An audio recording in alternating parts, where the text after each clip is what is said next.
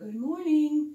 It's early in the morning here in Frederick, and it's too early to go out and feed the horses because it's still dark out. So I thought I'd do a quick video because it occurred to me there must be a lot of people out there that think I'm crazy. Hooking up with St. Bernadette, being the non-Catholic girl, raised Lutheran, and often don't even go to church. I think I will go this Sunday now, though. Anyway, I wanted to explain my story and just explain myself, you know.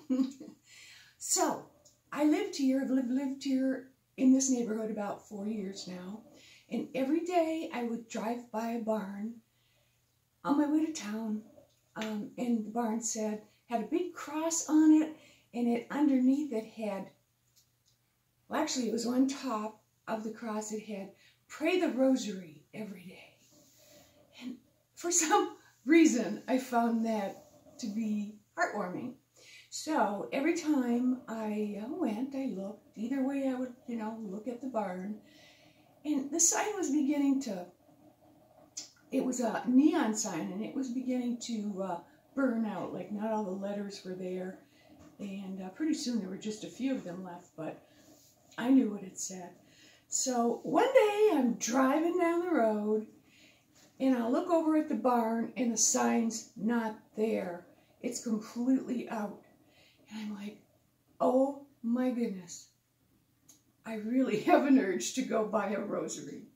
So the only place I knew to do it, of course, is online. So I went online, I looked up a site that said, rosaries for sale and all kinds of other things, holy waters and so forth.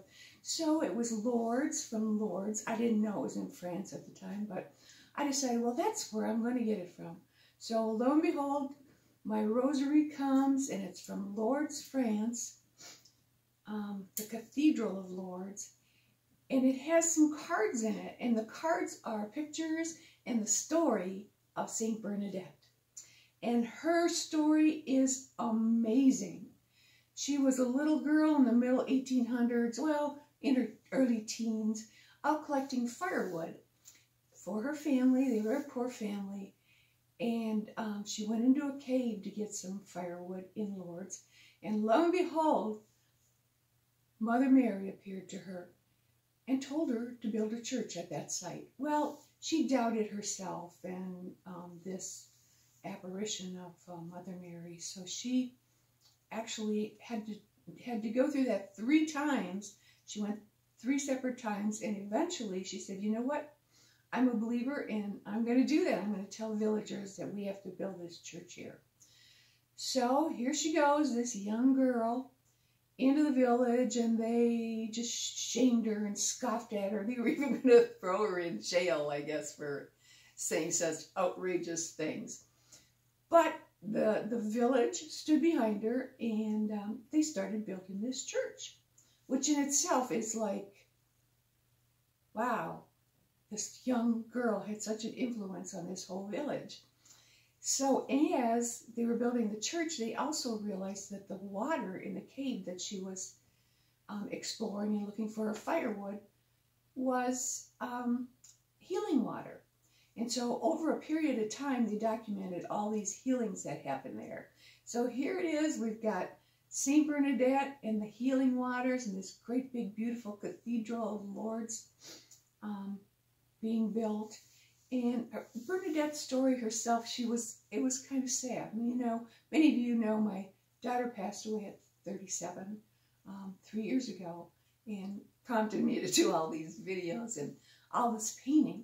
But at the same time, St. Bernadette, or at that time just Bernadette, died at the same age. And she was a very sickly child, I understand, and she suffered greatly, but would never drink of the healing waters because she wanted to suffer like Jesus suffered. So fast forward a little bit to when the church decides that she should be a saint, because they've documented all the healings, and now they have this big beautiful church.